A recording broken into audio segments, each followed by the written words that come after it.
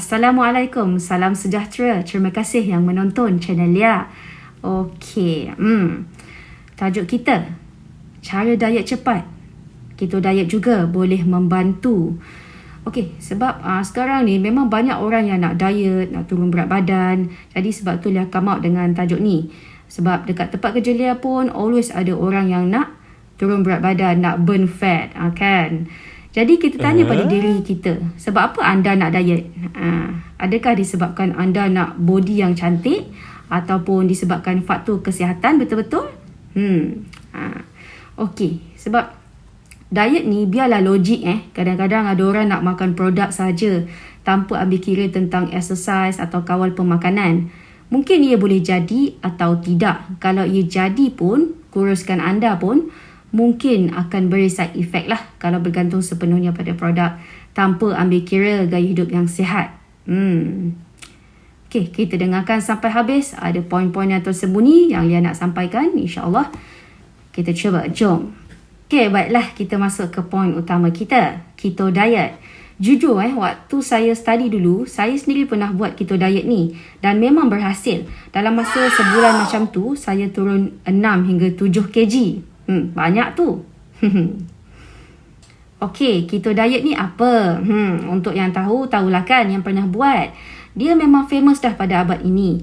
Keto diet ni bila mana kita pengambilan karbohidrat kita kurang sangat, rendah sangat, banyakkan pengambilan lemak dan dia punya protein sederhana. Okey. So sanggup tak sanggup lah kan? Sebab orang kita ni kalau dah lapar mesti korang akan ambil nasi bergunung macam tu. Tinggi-tinggi gunung Kinabalu. Okey, nyanyi pula. Okey, so macam itulah kiranya. Jadi orang yang mengamalkan keto diet ni memang dia punya kadar protein tu sederhana dan lemak dia tinggi. So karbo dia rendah sangat-sangat. Karbo dia sekitar 50 ke 60 gram sahaja dalam yang setiap hari makan tu. Untuk yang orang normal, kebiasaannya lah, kita kan akan ambil dalam 200 ke 250 gram karbo setiap hari. Jadi dekat situ beza kan.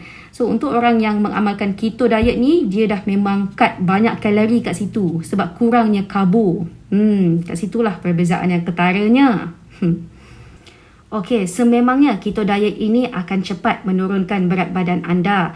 Sebab apa? Sebab pada keadaan normalnya apabila anda makan nasi, karbohidrat kan, jadi tubuh badan kita akan menggunakan glukosa yang daripada karbohidrat itu untuk digunakan sepenuhnya sebagai sumber tenaga kita. Okay, and then kita punya karbohidrat, glukos tadi yang banyak-banyak tadi akan bertukar menjadi glycogen apabila tidak digunakan. Disimpan sebagai sumber tenaga lah, simpanan untuk kita punya tubuh badan gunakan. Tapi apabila kita mengamalkan keto diet ini, kurangnya makan karbohidrat, lama-lama body kita akan pakai glukosa tu sampai habis sehinggalah simpanan glycogen tadi, lebihan yang daripada glukosa tadi pun habis. Maka tubuh badan kita akan mencari sumber alternatif yang lain untuk dijadikan sebagai tenaga.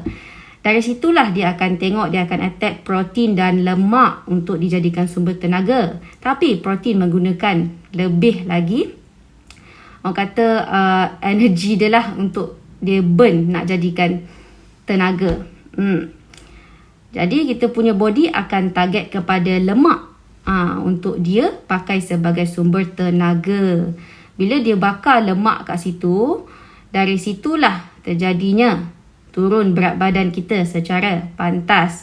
Dekat situ akan ada simptom-simptom yang anda tak suka lah. Macam pening kepala apa semua. Itu untuk orang yang keto dietnya tak begitu stabil dan lama. Dia memang simptom tu normal ya. Tapi kita tengok. Kalau macam tak normal, back to adjust balik lah sebenarnya. Jangan sampai memudaratkan. Kita akan cerita lagi lebih lanjut. Okay, kita teruskan. Okey, berkenaan dengan tajuk kita ni, cara diet cepat kan, keto diet juga boleh membantu. Jadi cara diet cepat yang lain, dia selitkan ni sebab dia memang membantu. Benda ni yang saya amalkan, jadi saya kongsikan juga. Ianya adalah mindful eating. Boleh tolong amalkan mindful eating ni lepas ni, insya-Allah. Okey, mindful eating ini adalah sebenarnya kita memberikan perhatian sepenuhnya terhadap makanan yang kita makan itu. Kiranya maksudnya kita tumpukan sepenuh delia rasa kita, panca indera kita lah. And then elakkan gangguan-gangguan lah seperti movie ke ataupun tengok phone banyak, sebab nanti kita tak sedar kan, bila kita terdedah kepada gangguan-gangguan itu, kita akan jadi tak sedar makanan kita tiba-tiba dah habis. So itu akan membuatkan kita macam nak makan lagi banyak. Kat situ buatkan anda punya pengambilan makanan dah lebih kalori kat situ. Jadi mindful eating ni macam yang dia cakap, kita tumpukan perhatian sepenuhnya, gunakan semua panca indera kita, tengok makanan tu, dia punya tekstur makanan, color makanan, hargai makanan tu. Bila anda buat macam tu, insya-Allah anda akan lebih menghargai tubuh badan anda juga. Kemudian hadirkan juga rasa bersalah kalau terlebih makan. Dekat situ anda tahu dah nak menyeimbangkan apa yang anda perlu ambil, apa yang anda perlu habiskan, dan kenyang ke tak kenyang, kat situ anda akan boleh fikir.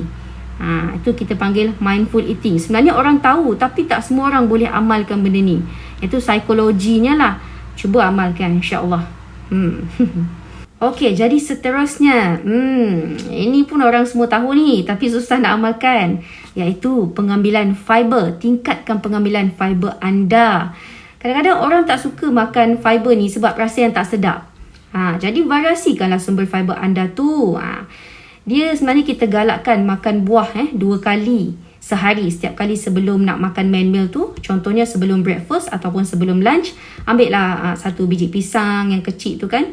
Pisang apa nama tu? Pisang, lupa dia lah, yang pisang kecil-kecil tu, dengan 1 slice of honeydew. Tu setiap kali sebelum nak makan main meal. Dan dalam setiap makan kita tu mesti wajibkan ada hidangan sayur. Dalam 2 ke 3 sudu ambil hidangan sayur tu, yang dimasak secara rebus ataupun kukus. Sayur tu janganlah selalu bergoreng sangat, tak elok. So sebenarnya kalau orang yang suka makan roti pula, galakkan lepas ni beli roti yang whole grain bread. Dekat situ dah menyumbang kepada sumber fiber anda. Bila anda mengamalkan sumber-sumber fiber yang tinggi ni, anda akan rasa kenyang. So bila rasa kenyang, tak adalah asyik nak makan nasi bergunung-gunung. Dekat situ dah terkawal dah pengambilan makanan yang lain. Jadi kalau macam manis-manis, memang kena cut lah untuk orang nak cepat turun berat badan ni. Kalau boleh memang kena cut seminggu sekali je ataupun 2 minggu sekali. Jangan yang simple sugar tu kita cut. Mesti kena cut. Okey, tahniah kepada anda yang bertahan dalam video Lia. Okey, saya pun sudah penat, anda pun mesti sudah penat dan mengantuk bukan?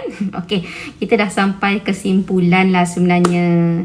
Jadi, keto diet membantu? Ya, sangat membantu untuk anda turun berat badan secara cepat. Namun, keto diet ini tidak sesuai untuk diamalkan secara berpanjangan. Lebih-lebih lagi untuk orang yang ada masalah kesihatan macam diabetes.